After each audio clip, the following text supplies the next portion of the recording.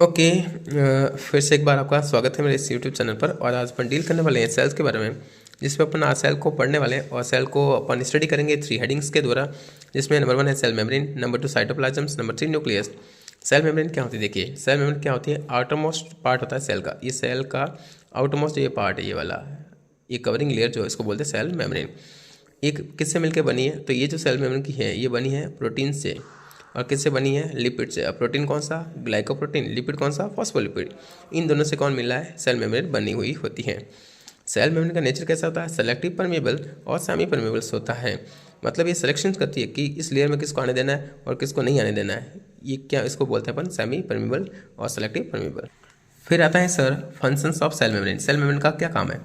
तो इसका काम है प्रोटेक्शन करना। It is responsible for protection of cellular organelles. Cell के अंदर जो ऑर्गन्स होते हैं उनको ये क्या करती है? प्रोटेक्शन करने का काम करती है। और दूसरा काम क्या है? It provide shape of cell. Cell का शेप को प्रोवाइड करना कौन करता है? Cell membrane. और क्या करता है? कंट्रोल करता है परमेबिलिटी ऑफ सेल। सेल की परमेबिलिटी को भी मेंटेन करने का काम करता है। दूसरा आता है हमारा cytoplasms. Jelly like substances which are filled in between cell membrane. Cell membrane के अंदर जो fluid like present particle fluid होता है, सेल मेम्ब्रेन के अंदर जो फ्लूइड्स होता है, जो जेली लाइक होता है, उसको अपन बोलते हैं साइटोप्लाज्म। फिर अपन बात करते हैं आगे। The cytoplasms contain 70% of water. Cytoplasm में क्या होता है? 70% वाटर होता है और उसको क्या बोलते हैं अपन? साइटोसॉल के नाम से जानते हैं। आगे बात की प्रोटोप्लाज्म्स किससे कहते हैं? देखो, साइटोप्लाज्म्स प्लस न्यूक्लियोप्लाज्म्स, इन दोनों को मिलाते हैं तो क्या बनता है? प्रोटोप्लाज्म्स बनता है। कैसे सर? तो सर ये सेल है, सेल का फ्लूइड साइटोप्लाज्म कहलाता है और अंदर कौन है? न्यूक्लियस, और न्यूक्लियस का फ्लूइड बोलते हैं न्यूक्लियोप्लाज्म्स। तो ये साइटो और प्लस न्यूक्लियोप्लाज्म दोनों को मिला दिया तो क्या बन गया? प्रोटोप्लाज्म्स बन गया। अब बात करते हैं प्रोटोप्लाज्म्स क्या होता है। तो इसी को बोलते हैं physical basis of life. Cytoplasms contain various cellular organelles. जो साइटोप्लाज्म्स होता है उसमें बहुत सारे क्या होते हैं? ऑर्गन्स होते हैं, जिसमें क्या आता है? Endoplasmic reticulum, Golgi apparatus, lysosome, ribosome, बहुत सारे ऐसे ऑर्गेनेल्स प्रेजेंट होते हैं, जिसमें अपन सबसे पहले पढ़ेंगे endoplasmic reticulum. It has 2 type. पहला होता है रफ और दूसरा होता है स्मूथ। रफ को क्या बोल दिया? Rough endoplasmic reticulum, smooth endoplasmic reticulum. इस रफ में क्या होता है? तो इसमें ग्रेन्यूल्स प्रेजेंट होते हैं और इसमें ग्रेन्यूल प्रेजेंट नहीं होते हैं, इसलिए इसको बोलते हैं स्मूथ। फिर बात करते हैं रफ एंडोप्लाज्मिक रेटिकुलम। इसका मीन्स क्या है? तो जैसे मानिए ये हमने क्या बना दिया? ये बना दिया एंडोप्लाज्मिक रेटिकुलम। इसके ऊपर अगर प्रेजेंट है ऐसे ग्रेन्यूल्स प्रेजेंट है तो ये सरफेस कैसे हो जाएगी? रफ हो जाएगी। इसको बोल दिया रफ एंडोप्लाज्मिक रेटिकुलम। और ये किसके लिए जिम्मेदार है? तो ये है प्रोटीन सिंथेसाइज करने के लिए जिम्मेदार होते हैं। ये ग्रेन्यूल्स किसके होता है? ये होता है राइबोसोमल के होते हैं, जो क्या बनाता है? प्रोटीन बनाता है।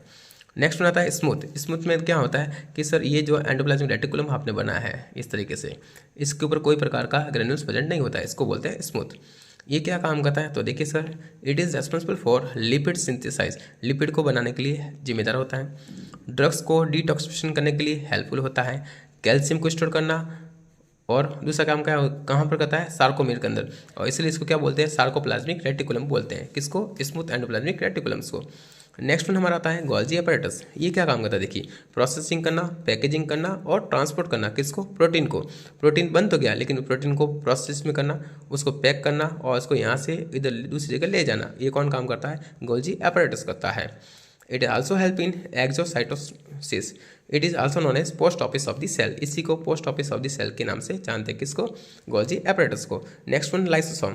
लाइसोसोम में क्या पाया जाता है? लाइसो एंजाइम्स पाए जाते हैं, जो क्या करते हैं? हाइड्रोलाइटिक एंजाइम्स होते हैं। मतलब क्या करते हैं सर? ये एक्टिविटी करते हैं ब्रेकडाउन की। They are defensive organelles. इसको क्या बोलते हैं? डिफेंसिव ऑर्गेनेल्स के नाम से जानते हैं। कहाँ पर? Inside the cell, which destroy the pathogenic foreign body by hydrolysis. जो क्या करते हैं? कोई भी प्रकार का पैथोजन बॉडी में एंटर करता है उसको मारने का काम करते हैं।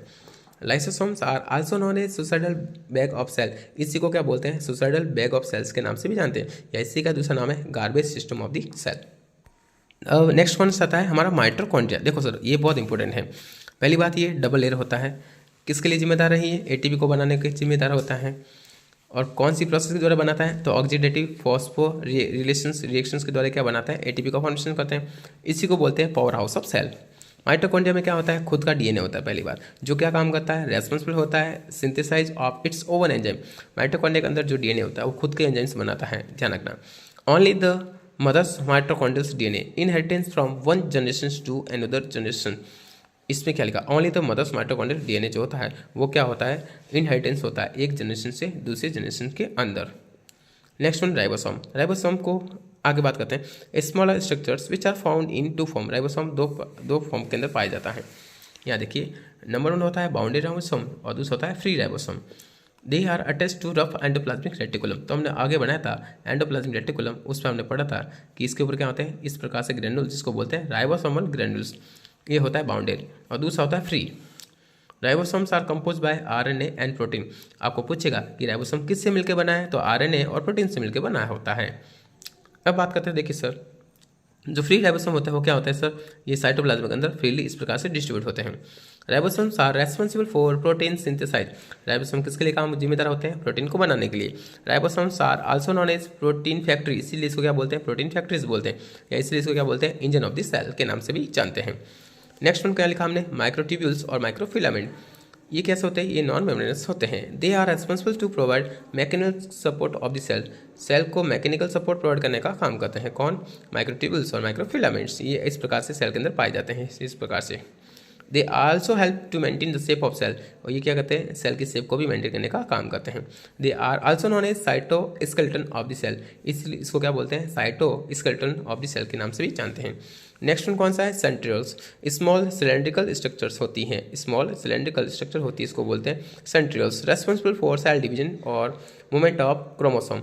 सेल डिवाइड करने के लिए और दूसरा क्रोमोसोम के मूवमेंट के लिए क्या होता है, ये जिम्मेदार होता है कौन, centrioles. Which are found inside the cytoplasm, जो कहाँ होता है, साइटोप्लाज्म के अंदर पाया जाता है। Due to the absence of centrioles the cells can't be divided. Example neuron. आपको पता है कि नर्वस सिस्टम की जो न्यूरॉन सेल्स होती है डिवाइड नहीं करती, क्योंकि उसमें क्या नहीं पाया जाता है, सेंट्रियोल्स एब्सेंट होता है। नेक्स्ट वन लिखा है central vacuole. It is responsible for storage function. ये क्या करता है, स्टोरेज फंक्शन में हेल्पफुल होता है। इस प्रकार से वैक्यूल्स पाए जाते हैं, कैविटी होती है। नेक्स्ट वन आता है nucleus. Nucleus is the largest organelles of the cell. Cell की सबसे बड़ी ऑर्गेनेलिस कौन सी होती है, न्यूक्लियस होता है। न्यूक्लियस साइटोप्लाज्मिक रेशियो जो होता है वो कितना होता है, आपने यहाँ लिखा है nuclear cytoplasmic ratio in normal cell के अंदर होता है 1:4, 1:6, और कैंसर सेल में कितना होता है, 1:1 हो जाता है। न्यूक्लियस की स्ट्रक्चर आप देखते हैं तो इस प्रकार से होती है, न्यूक्लियर, ऊपर न्यूक्लियस के ऊपर क्या होती है, न्यूक्लियर मेम्ब्रेन होती है। इसमें फ्लूइड को बोलते हैं न्यूक्लियोप्लाज्म से बोलते हैं, और इसके अंदर क्या पाया जाता है, न्यूक्लियोलस पाया जाता है, जिसमें क्या होता है, आरएनए होता है। अब देखिए यहाँ पर न्यूक्लियोप्लाज्म क्या होता है, डीएनए प्लस क्या होता है, हिस्टोप्रोटीन होता है, हिस्टोन प्रोटीन। ये दोनों मिलकर क्या बनाते हैं, क्रोमेटिड बनाते हैं, और आगे क्या बनता है, ये क्रोमोसोम बनते हैं। तो कितने हैं यहाँ पर देखिए, 44 + XX या 44 + XY, ये हो गए टोटल 23 पेयर्स, ये पाए जाते हैं न्यूक्लियस के अंदर। 44 को बोलते हैं ऑटोसोम, और XY सिंगल ई पेयर को बोलते हैं सेक्स क्रोमोसोम, और इसको बोलते हैं एलोसोम। आगे बात करते हैं, DNA is a genetic material. DNA कैसा होता है, जेनेटिक मटेरियल्स होता है, जो क्या करता है, कैरी करता है इन्फॉर्मेशन को from one generation to another generation, एक जनरेशन से दूसरी जनरेशन के अंदर इन्फॉर्मेशन को ले जाना के काम करता है।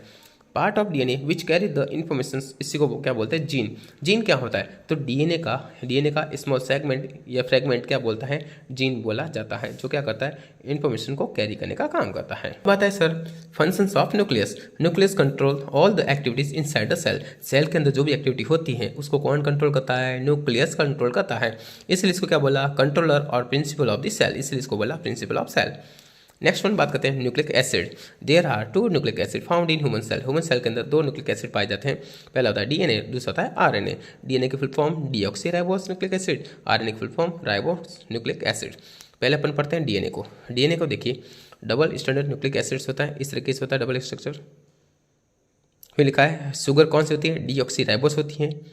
कंपोजिशन क्या होता है इसका, फॉस्फेट प्लस डीऑक्सीराइबोस होता है। नाइट्रोजनस बेस कौन से होते हैं, pyridine होते हैं और पिरामिडिन होते हैं। और pyridine के अंदर कौन होता है, एडिनोसिन्स और गाइनिन होता है, एडिनिन और गाइनिन होता है। और यहाँ पर थायमिन और साइटोसिन, ये होते हैं पिरामिडिन। डीएनए का क्या काम होता है, डीएनए जेनेटिक मटेरियल को कैरी करने का काम करता है एक जनरेशन से दूसरे जनरेशन के अंदर। और इसमें क्या पाया जाता है, हाइड्रोजन बॉन्ड पाया जाता है, किस पे, in between base of DNA.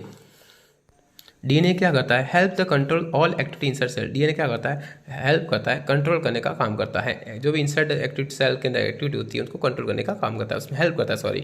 Control तो कौन करता है सर, हमने अभी पढ़ा कि सेल के अंदर जो भी एक्टिविटी परफॉर्म की जाती है उसको कंट्रोल किसको बोला जाता है, उसका प्रिंसिपल ऑफ द सेल, इसको हमने नाम दिया था अभी जस्ट, हमने इसको बोला था सर न्यूक्लियस। क्या बोला था, न्यूक्लियस। तो डीएनए हेल्प करता है उस कंट्रोलिंग के अंदर जाना। नेक्स्ट आता है हमारा आरएनए, राइबोस न्यूक्लिक एसिड्स को बोलते हैं। आरएनए कैसा होता है, सिंगल स्ट्रैंड न्यूक्लिक एसिड होता है। इसमें कंपोजिशन क्या होता है, फॉस्फेट प्लस राइबोस शुगर होती है। और शुगर कौन सी है, राइबोस होती है। बेस कौन सा होता है, नाइट्रोजन बेस में pyridine और पिरामिड दोनों होते हैं। प्यूरिन के अंदर कौन होता है? Adenosine guanine. और यहाँ पर पिरामिड में वहाँ क्या था? साइटोसिल था। यहाँ पर कौन आएगा?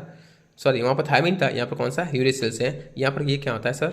थायमिन की जगह यूरेसिल्स आ जाता है कहाँ पर? आरएनए के अंदर। फंक्शंस क्या है? All types of RNA are responsible for protein synthesize. जितने भी आरएनए के टाइप्स होते हैं वो सब क्या बनाते हैं? प्रोटीन बनाते हैं। नेक्स्ट हमारा टॉपिक है सेल डिवीजन। सेल डिवीजन देखिए, there are 3 types of cell division. कितने होते हैं? 3 टाइप्स का। पहला बाइनरी फ्यूजन बोलते हैं। It is form in prokaryotics और यूनिसेलुलर ऑर्गेनिजम्स के अंदर ये पाया जाता है। जैसे ये एक सेल्स हैं, आपने देखा इससे क्या बन गई? 1 से 2 हो गई, इसको बोलते हैं बाइनरी फ्यूजन्स। फिर आता है mitosis. When one cell divide with the same number of chromosome. जब एक सेल डिवाइड होती है सेम नंबर ऑफ क्रोमोसोम के अंदर। जैसे मानो इसमें 44 है क्रोमोसोम XY, 44 क्रोमोसोम है, तो यहाँ पर कितना आएंगे सर? 44, यहाँ भी आएंगे 44। तो ये क्या है sir? Same number of chromosome का डिवाइडेशन हो रहा है, 1 से 2 बनी और दोनों में क्या है? क्रोमोसोम इक्वल है, इसको बोलते हैं माइटोसिस। अगर इस क्रोमोसोम का नंबर हाफ होता, जैसे यहाँ पर 44 है और यहाँ पर कितना 22, तो इसका मतलब क्या है? मियोसिस है। मियोसिस के अंदर क्रोमोसोम की संख्या आधी हो जाती है। आप देख सकते हैं यहाँ पर डायग्राम के through. Meiosis. When one cell divide into 4 cells with half number of chromosome, then division is known as meiosis. ये हो गया meiosis. Next and last one हमारा टॉपिक है types of RNA. RNA types कितने होते हैं? देखिए, पहला होता है मैसेंजर आरएनए, जिसको बोलते हैं mRNA। It is produce inside the nucleus. ये कहाँ बनता है? न्यूक्लियस के अंदर बनता है। DNA from the DNA by the process of transcription. ये क्या करता है? मैसेज को कैरी करने का काम करता है। इसी को बोलते हैं कॉडन। कॉडन किसको बोलते हैं? mRNA को बोलते हैं। फिर आता है tRNA, इसको बोलते हैं transfer RNA. It is produce by RNA which are found in nucleolus. जो न्यूक्लियोलस के अंदर आरएनए पाया जाता है उसके द्वारा कौन सा बनता है? tRNA बनता है। tRNA are found in cytoplasm के अंदर प्रेजेंट होता है। ये क्या करता है? It transfer the message from mRNA to ribosome. mRNA से राइबोसोम तक मैसेज को ले जाने का काम करता है कौन? tRNA। Process of translation. ये प्रोसेस क्या होता है? ट्रांसलेशन कहलाती है और इसी को क्या बोलते हैं? एंटीकोडॉन के नाम से जानते हैं। Next one RNA. आरएनए, इसको बोलते हैं ribosomal RNA. It is found in the structure of ribosome. Ribosome के अंदर ही पाया जाता है। ये क्या हेल्प करता है? प्रोटीन सिंथेसाइज में हेल्प करता है।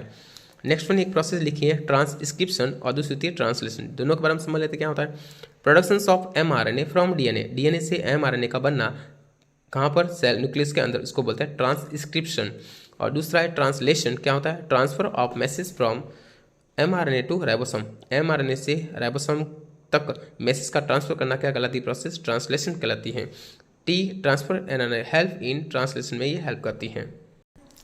ओके फ्रेंड्स, तो लास्ट में अपन फिर से आपको मैं 4 क्वेश्चन पूछूंगा और उस 4 क्वेश्चन के आंसर को आपको कमेंट बॉक्स में बताना है। पहला क्वेश्चन है मेरा, group of cell body in central nervous system को क्या कहते हैं? सेंट्रल नर्वस सिस्टम की जो सेल बॉडी का ग्रुप, उसको क्या बोलते हैं? पहला क्वेश्चन। दूसरा क्वेश्चन है मेरा आपसे, group of axon in central nervous system, उसको क्या बोलते हैं? Third question, group of cell body in peripheral nervous system, उसको क्या बोलते हैं? और group of axon in peripheral nervous system, उसको क्या कहते हैं?